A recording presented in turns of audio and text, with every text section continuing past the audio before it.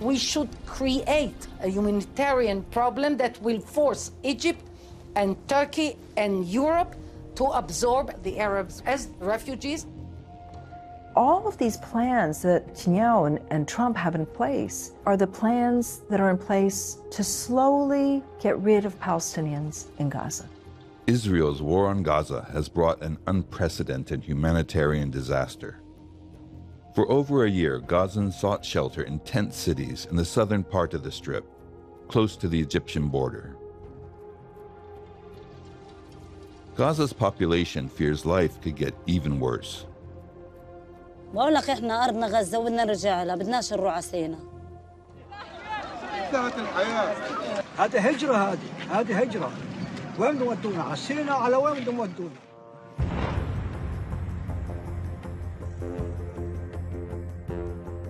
Meanwhile, in the occupied West Bank, Israel is widening its military assault. بيحاولوا انهم يلغوا شيء اسمه مخيم. Almost 8 decades after the Nakba, do Palestinians face another mass expulsion? People in Power investigates whether the forced transfer of Palestinians is Israel's ultimate goal.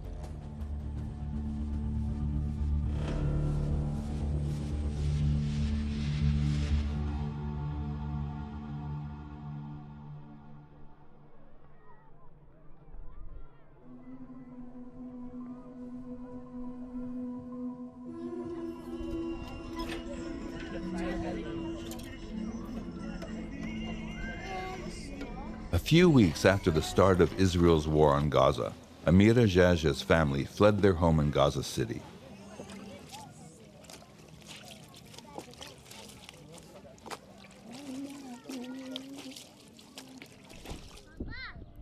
Like everyone here, they feared being driven out again, but this time across the border to Egypt.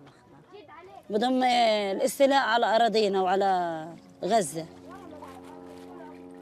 بعذبوا فينا.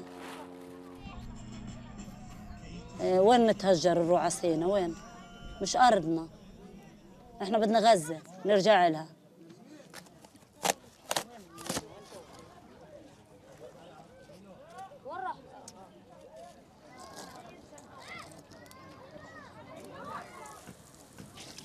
وكل هذا وصابرين وبنقول يا رب نروح بس. يا رب نروح نرجع على دورنا. والله أعتقد إني أرجع على داري بس لو يعني بدي أخذ الخيمة هذه وأنصبها عند داري لأنه دورنا مشوه الحمد لله رب العالمين. ماكل قذائفنا ما قالت يا حالي. فحنرجع ناخذ خيمتنا ونقعد إحنا وهالأولاد ونكمل بقية هالعمر. زضايا العمر.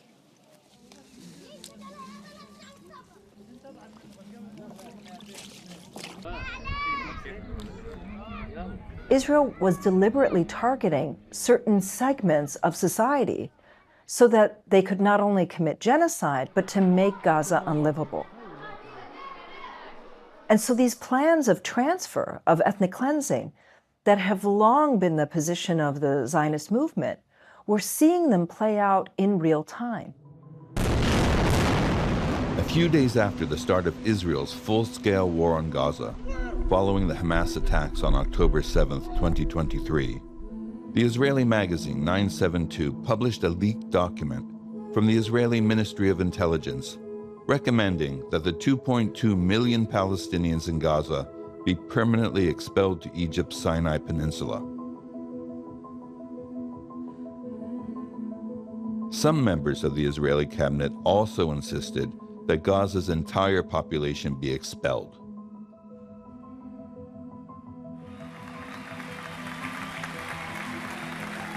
Four months into the war, close to a dozen Israeli cabinet ministers participated in a Resettle Gaza event in Jerusalem. The Israeli National Security Minister, Itamar Ben-Gvir, addressed a cheering crowd.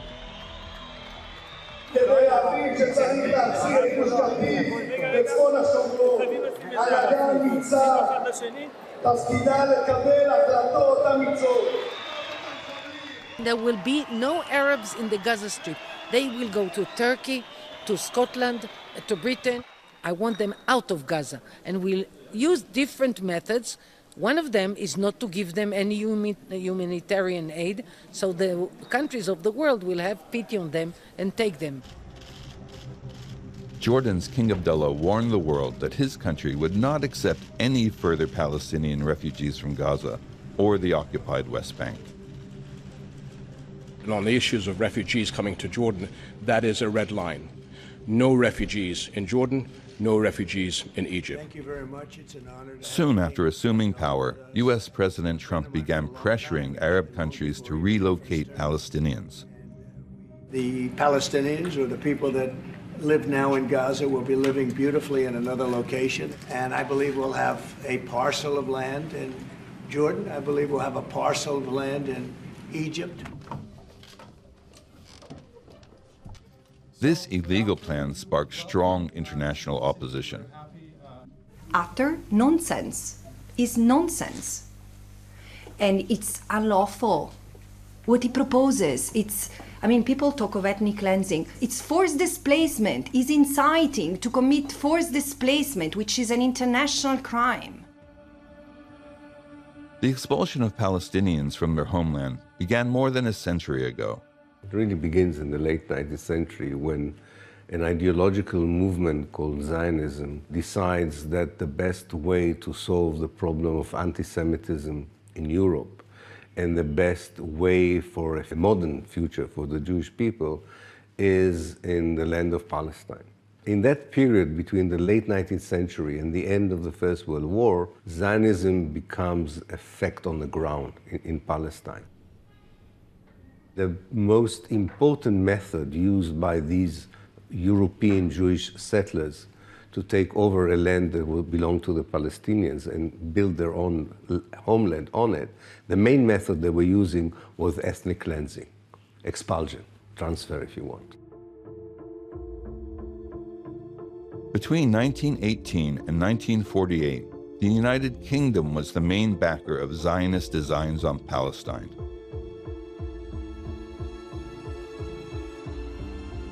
So already in 1926, they evicted 11 villages, which means few thousand people, were the first Palestinian victims of ethnic cleansing. Robbed of their farmlands and orchards, expelled Palestinians became part of the urban working class. Over the next decade, Palestinian resistance against Zionist settlers took the form of strikes and rallies and increasingly armed resistance. British arrests and killings of Palestinian leaders fueled the 1936 Arab Revolt. After the revolt, the British sent a commission to Palestine, and the commission was the first to think of the idea of two states. It included the relocation, the term was, of some of the population.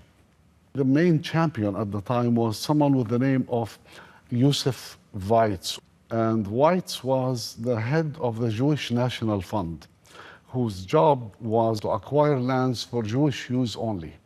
The discussions went further to the level that they started to think of where do we move these Palestinians. And they came up even with a solid recommendation that Palestinians should be moved to what is known as Jazeera in Syria.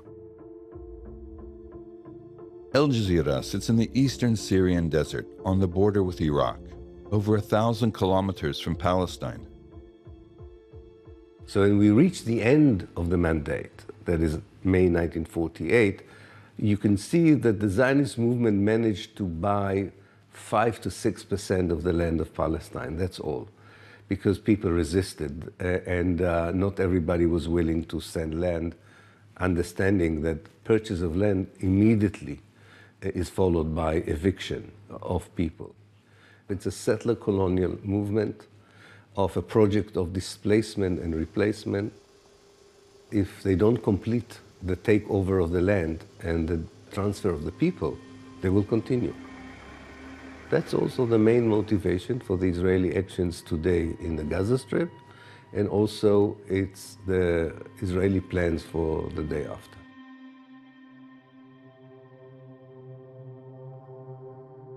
The Anabutus family was expelled from their home in 1948 just after Israel was created and the Nakba began. My father was 9 years old. During the Nakba, he fled alongside his family. Mohammed Boutou came from a village near the city of Nazareth, a village that, according to the partition plan, should have remained Palestinian. The Israelis established a park there. And on this park, there's a sign that reads, established in 1951. And he stood in front of this sign and he said, I was born in 1939. How can they write a sign that says established in 1951? And it was because they erased him.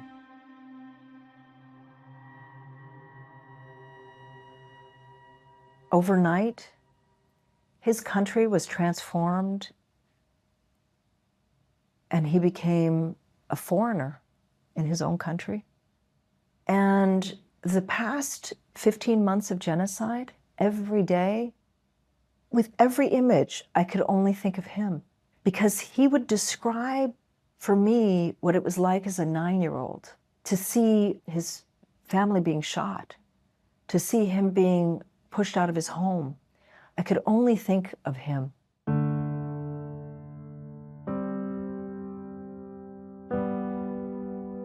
Near Jerusalem, Yaqub Ode was also forced from his village when his family was attacked by Zionist paramilitary forces. بذكر يعني امي وهي تولع النار بدا اطلاق نار على البلد والعصابات الصهيونيه لما هدموا او لغموا 20 بيت مشان يطردوا الناس. Yaqub kept his family's property deeds, photos, and the key to his parents' home. بعدين هذه كواشين أرضنا، هاي تركيا وهاي الانتداب الاستعمار البريطاني وستبقى لنا. هذه هذول صور، هاي طلاب مدرسة لفتة، هذه سنة 45، هذا أخوي هذا بن خالي وهذا. لفتة هي قرية من 531 قرية اللي دمرها الاحتلال كلياً. بسكنها 3000 نسمة قبل النكبة في أكثر من 550 بيت.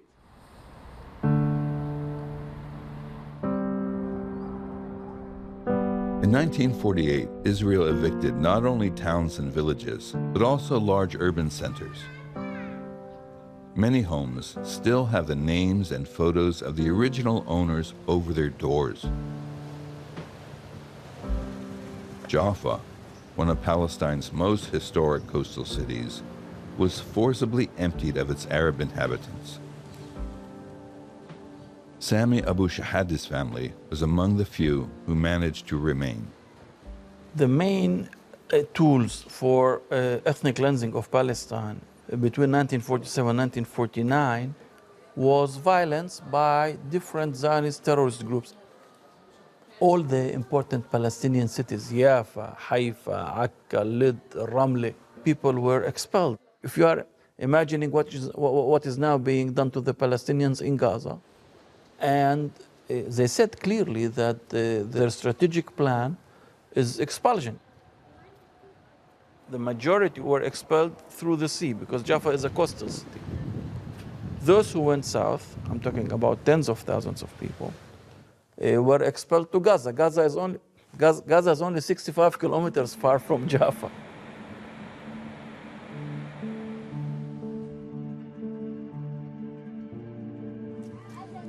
Amira's family was among those expelled from Jaffa. She now fears history might be repeating itself. تذكرت أيام أمي وأبوي الله يرحمهم، رحلة 48 هذه الهجرة، تقول لي يما إحنا كانوا ينزلوا علينا براميل ونجري في الشوارع، هي وأخوي كان صغير على إيدها، وتقول اللي يجي عليه القنبلة بسموها قنبلة، الناس أشلاء في الشوارع يعني. والحمد لله شردوا منها وطلعت أيامها. أبوي كان له حسكة أخذها وطلعها في الحسكة عن طريق البحر.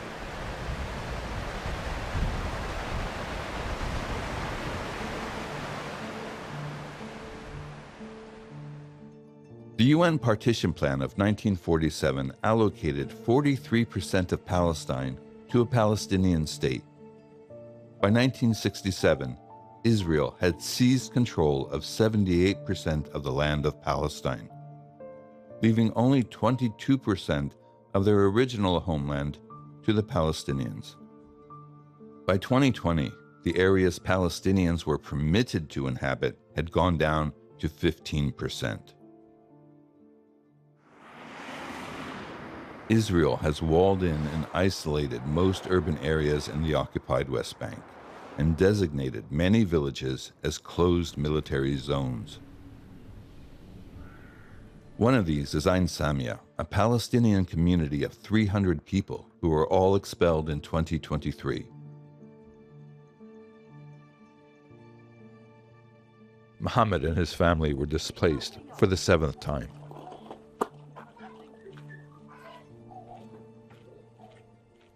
في 67 استحلونا إسرائيل. في 69 أعطونا 24 ساعة أطلع على رام الله. جبنا سيارة بتسريح، اللي تعدى السيارة ما بيطلع، وطلعونا حطونا في سامي. ولا تاريخ 15 شهر 5 أجت الشرطة، أجت سيارتين جيش وثلاث سيارات مستوطنين. من 67 لتاريخ اليوم والله ما تريحت ساعة في الليل منهم. والله إنما إحنا مهاجرين، يا إما يذبحونا فيها يا إما نعيش فيها، واحدة من هالثنتين.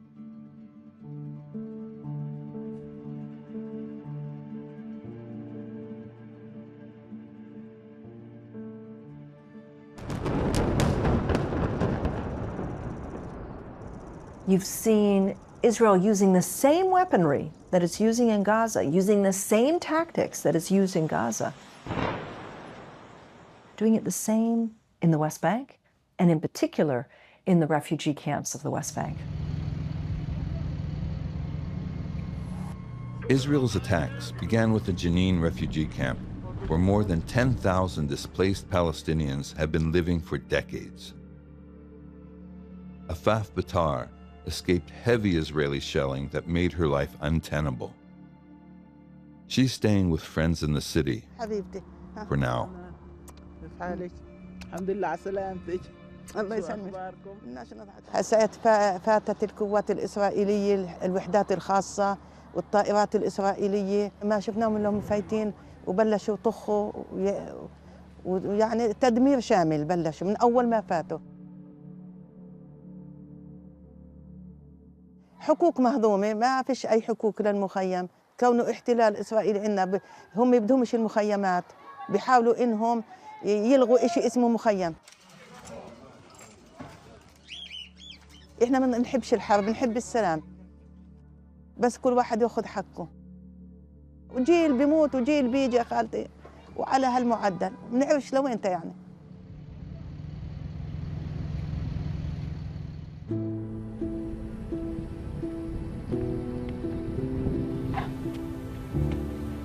More Palestinians may have to cross the border to Jordan. Millions have been displaced there since 1948 and are still waiting to return to their homes. Mohammed Atiyah owns a farm in the Jordan Valley across the river from his birthplace in the occupied West Bank, a place he's not even allowed to visit. One of the things that is kept in my memory is how we left the whole family. We were 12 children and my mom and maybe some of the neighbors, all packed in one vehicle. I remember another thing that Israeli planes bombing people as they were leaving, talking about things repeating itself. And one family that was killed with an airplane, an Israeli airplane, was killed here, not far from the farm.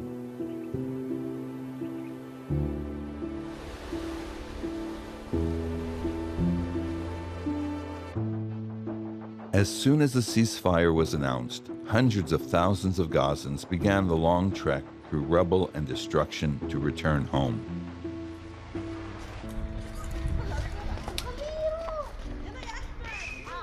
لما رجعت مش هو، بقول لهم مش هي هذه الدار، انتم متخربطين. يعني بالمره مخلينها لا حيطان لا ابواب ولا حلوقه ولا شيء ممسوحه.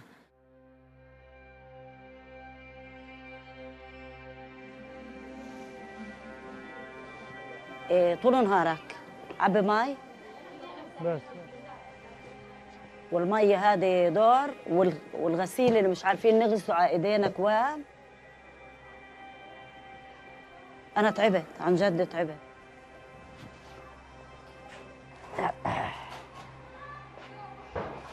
Amira's son still has scars from a previous Israeli war on Gaza. طول نهارك اعمل نار، بدك تاكل على النار، بدك تعمل كوباية قهوة كوباية شاي كله على النار.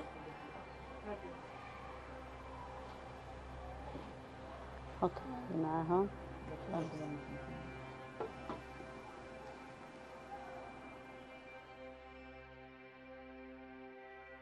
He's also lost everything.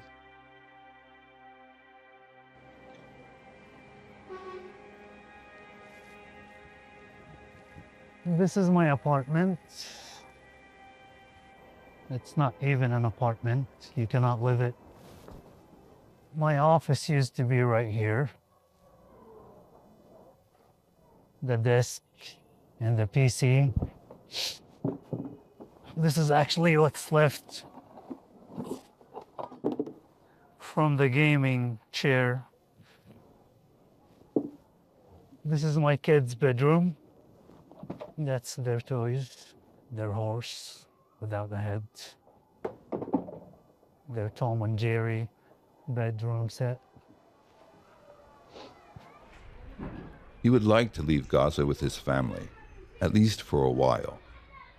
The border is still closed and I cannot leave Gaza. So it's kind of like you have to live what you're living right now. It's still our homeland. You cannot take it away. Even if I left it or I went to any place in the world, one day I'm gonna come back. I'm not gonna stay for my whole life out of Palestine. I'm gonna come back one day.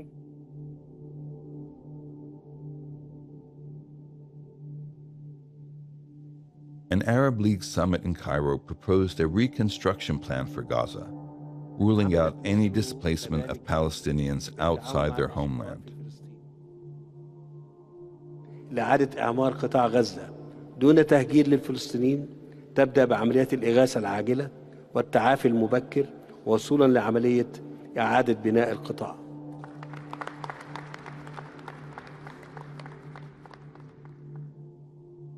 But many Palestinians fear the international community will not be able to prevent another Nakba.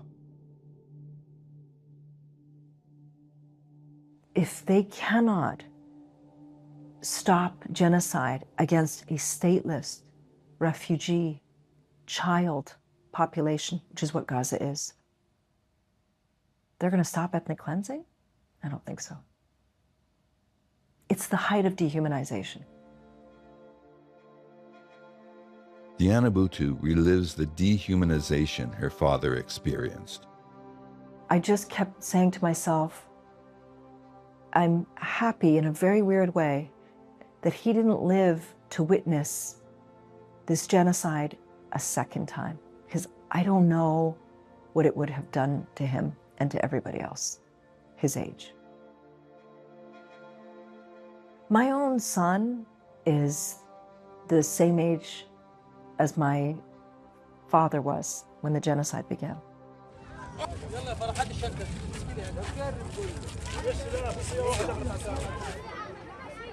How do you explain how cruel the world is to a young child?